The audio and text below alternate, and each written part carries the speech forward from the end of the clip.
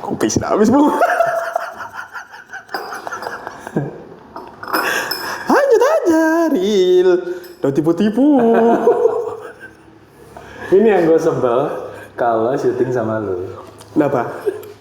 Ada aja. Iya Ada aja. Ada aja sih. Ada aja. Ada.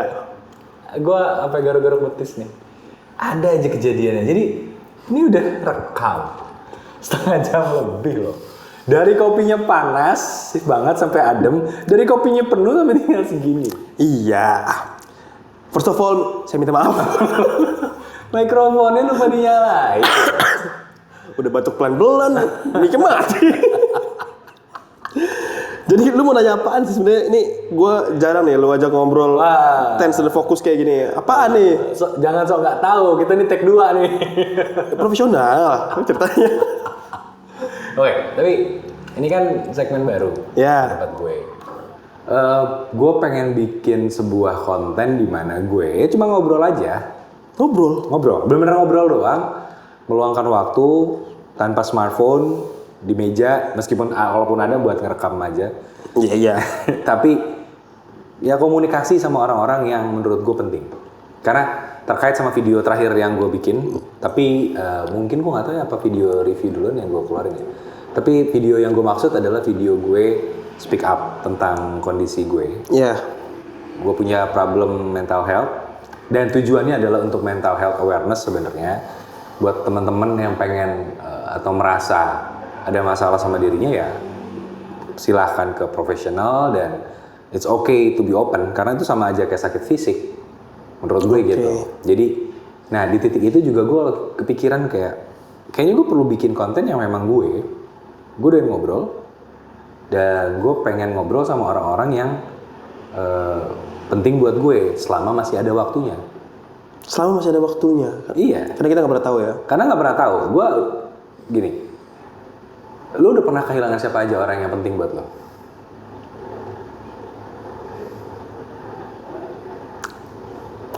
Di keluarga gua. Nenek lo ya? Enggak, almarhum kakek gua. Tapi gua masih kecil banget. Oh iya. Gua lu kan? Apa namanya? Om gua, si paman gua ya. Sudah bibirnya agak kotor dikit kan? Kita real banget. Iya, ada gulanya lagi. Manis lagi. Definisi bibir manis nih. Manis di bibir. Iya. Memutar kata. Lanjutkan. Malalah. Enggak. Apanya? Jawabannya. Oh, jawabannya. Bukan nyanyinya.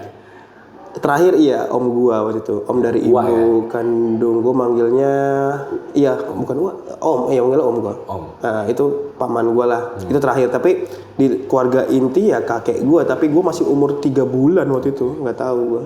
Oke. Jadi itu bisa dibilang grief terbesar lo lah ya. Tapi gue punya ketakutan dan ini muncul setelah gue kecelakaan kemarin. Oh, lo yang kecelakaan? Iya, yang gue ditabrak tengah malam, ditabrak di daerah Kuningan itu menyadarkan banyak hal. Apa yang lo takutin? Gue takut gue yang mati. Gue takut gue yang nggak ada. Emang kenapa kalau lo nggak ada? Gue masih punya keluarga, Pak. Keluarga gue bagaimana? Ya, Gue masih harus memikirkan masa depan anak gue. Gue masih harus memikirkan istri gue. Mungkin adik gue, ibu gue, bapak gue, ibu mertua gue, semuanya itu kayak gue nggak bisa. Ini kalau ini kejadian lagi gue nggak siap dan itu kayak gue tabrak kayak, tapi sadar gitu kayak, dan jadi sedikit trauma. Kalau di motor benar-benar gue liat spion, ada lampu deket apa enggak, lampu mendekat gitu, gue jadi super duper parno dan bahkan gue sampai udah mulai cari-cari asuransi jiwa. Takut karena lo udah ngalamin jadinya malah bikin lo jadi agak parno lah ya. Yes. Karena emang kejadian jelek itu pasti bikin orang jadi parno. Pasti nggak mungkin orang jadi kapok meskipun kecil pasti ada perubahan. Pasti. Ya gue juga sama gitu. Gue kalau di masalah kehilangan kalau gue cukup banyak. Iya gue tahu. Bahkan ada beberapa orang yang lo kenal. Gue tahu. Kayak Mas Stanley di awal pandemi, terus kakak gue. Mertua gue, om gue, almarhum Kang Epi, ya teman-teman kita beberapa, ya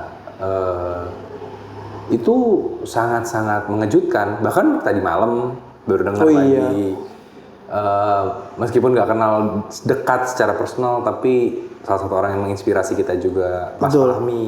Mas Fahmi ya. Gue lagi deket-deketnya sama dia, lagi sering curhat, lagi sering sharing, belajar dari dia. Tiba-tiba hilang aja, besoknya udah nggak ada gitu, kayak wah gila. Kalau bicara kehilangan lebih banyak sih kayaknya sih. Iya, jadi kayak gue mikir mumpung gue masih ada waktu, gue pengen ngobrol sama orang-orang yang menurut gue ya penting gitu. Makanya gue bikin konten ini. Dan mungkin orang-orang yang denger nonton konten ini, karena gue nggak tahu nih video doang atau jadi podcast, gue nggak tahu. Tapi gue harap bisa belajar sesuatu aja. Kalau bukan karena obrolannya, paling nggak membuat mereka memulai untuk ngobrol sama orang-orang terdekatnya. Karena gue sejak gue open itu, gue jadi ngobrol sama banyak orang yang selama ini gue nggak ngobrol. Gue ngobrol sama beberapa teman-teman baru, gue bener-bener ngobrol. Gue ngobrol sama teman-teman yang lama udah nggak pernah kontak. Lu catch up lagi. Mereka yang approach gue lagi. Oh gitu, oke. Mereka yang ngomong ke gue lagi. Bahkan sampai ada orang yang email ke gue, pendengar gue juga, dan dia penonton konten gue gitu, dan dia menawarkan bantuan dia gitu, kayak lo kalau lagi butuh masalah finansial, terus iya serius, gue dapat email itu, jadi kayak oh ya thank you, tapi bukan itu penyebabnya, gue jelasin aja penyebabnya bukan finansial, penyebabnya masalah, ya ada masalah medis lah gitu yang membuat gue jadi kayak gini. Tapi itu buat gue ternyata berimpact sekali ya, dengan gue open, gue jadi bisa ngobrol dan somehow ini bikin gue jadi improve. Kalau gue sih ngerasa ngobrol tanpa distraksi ternyata impactnya banyak.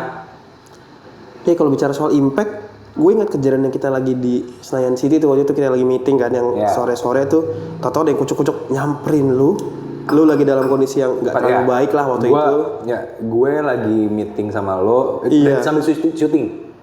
Oh iya, habis syuting. Kita sambil meeting, sambil syuting juga, rekam konten di salah satu kafe.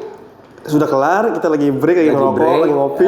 Dan gue sebenarnya punya masalah saat itu, gue baru dapat kabar buruk sekali. Cuman memang gue nggak cerita ke lo waktu itu kan. Gue belum cerita, tapi gue udah dapat berita kabar buruknya, tapi gue diem dulu. Tapi gue tahu lo tahu, gitu, dan ya gue kaget tiba-tiba ada yang nyapa. Iya, dan itu berterima kasih sama lu karena dia ternyata salah satu pendengar konten podcast lu yang apa sih? Bedtime Story, dan dia berterima kasih banget di situ. Gua kaget juga lo kayak itu pertama kali lo lihat soalnya. Iya, beneran kayak testimoni langsung depan mata. Untungnya sih yang orangnya ini nggak malu-malu buat ngungkapinnya karena dia ngerasa kayak lu menyelamatkan dia. Jadi terima kasih dan gue yang apa ini? Dan somehow itu membuat gue akhirnya gue DM dia. Karena gue minta Instagramnya, karena gue mau ngapresiasi dan dia kerja di broadcasting juga kan. Betul. Yaudah, gue minta Instagramnya, gue follow, terus gue DM dia. Actually, dan gue ceritakan, gue lagi di kondisi buruk saat itu. Dan dia dengan kebaikan dan keberaniannya dia menyampaikan dan ngobrol langsung sama gue itu, it saved me sebenarnya. Really. Bikin gue jadi ngerasa kayak oh ya udah ada purpose. Ngerti nggak sih lo kayak lo lagi kondisi terburuk, tiba-tiba dia datang kayak diatur Tuhan aja udah. Iya sih. Itu momennya barengan banget loh. Gue baru dapat kabarnya dari WhatsApp, kabar buruk, gue diem, gue cuma tutup, gue diem aja terus panjang itu kan, gue diem aja. Bahkan gue menginterupsi lu, gue nggak berani. Iya, lu aja sampai diem aja nggak berani interupsi gue gitu. Jadi gue diem aja dan. Oh, itu pas hari anniversary gue ya? Yes.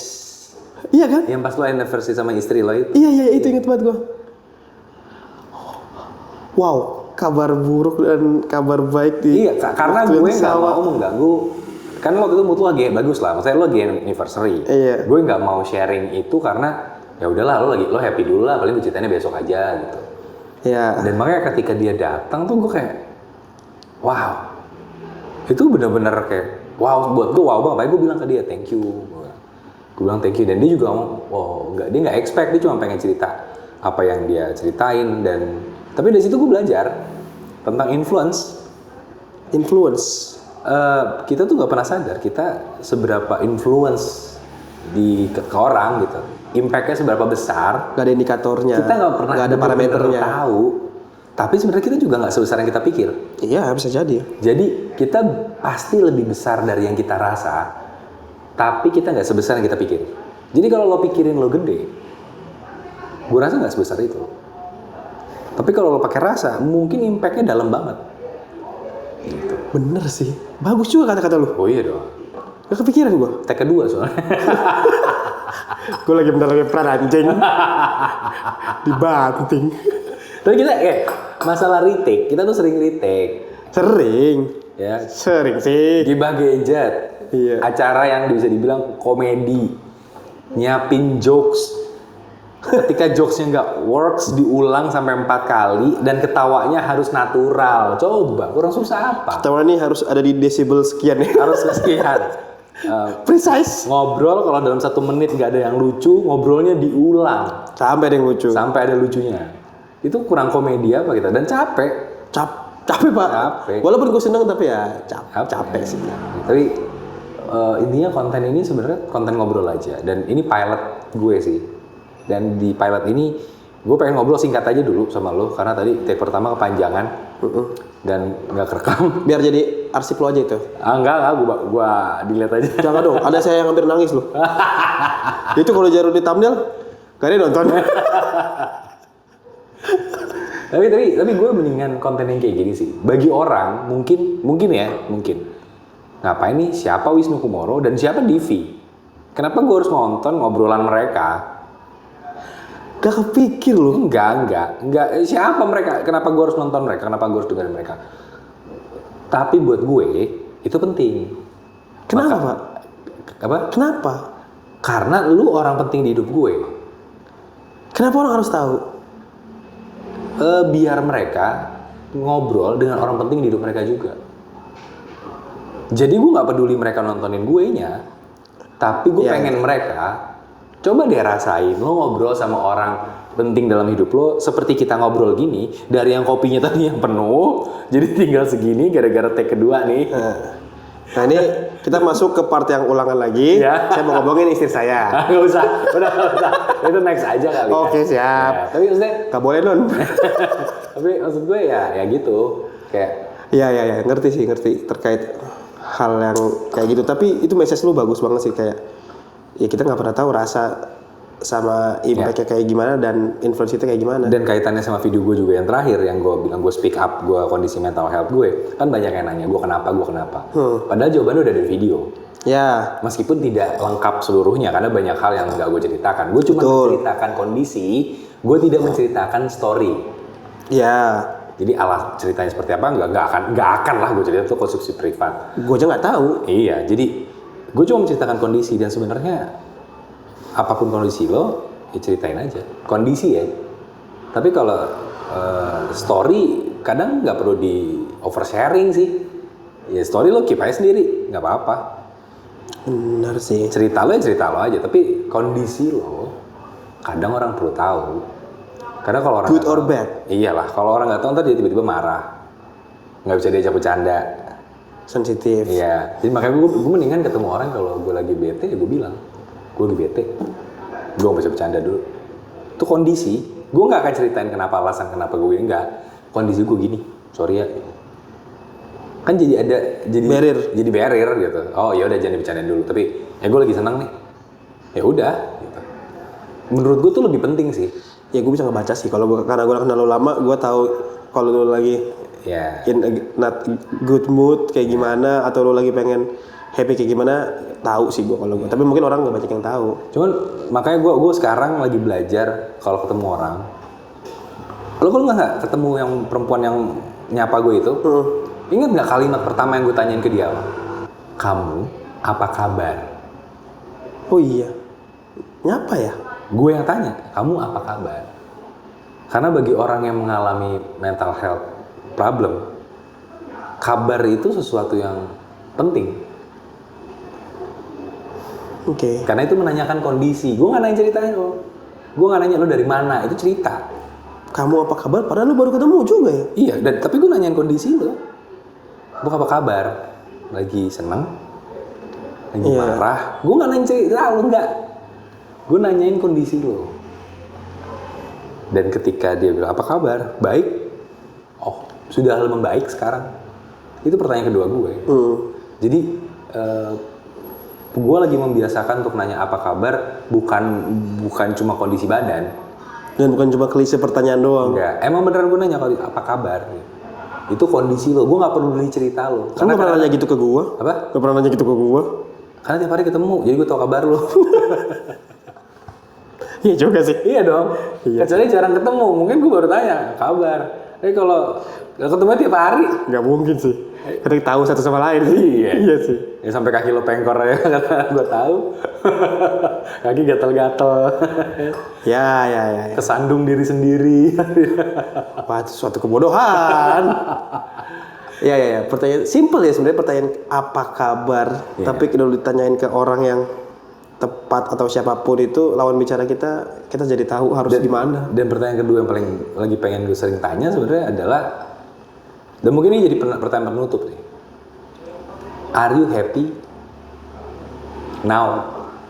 Are you happy now? Maksudnya konteksnya semua di hidup gua. Lu happy nggak sekarang? I'm happy. Good. I'm happy. Karena nggak peduli alasannya, yang gue tanyain kondisi. Jadi kadang orang perlu nanyain kondisi aja sih, nggak perlu nanyain story-nya. Lebih penting. Oke. Biar nggak kepo. Ya bener juga sih. Kadang gue tahu semua orang pengen denger. Ya, orang tuh ngerasa pengen tahu, tapi nggak ngerasa butuh tahu gitu. Yang butuh tahu tuh kondisinya aja. Story lu mereka pengen tahu ada apa sih historinya, tapi kondisinya lebih penting. Tapi jarang orang yang nge-storyin kondisinya. Makanya gue mulai konten ini.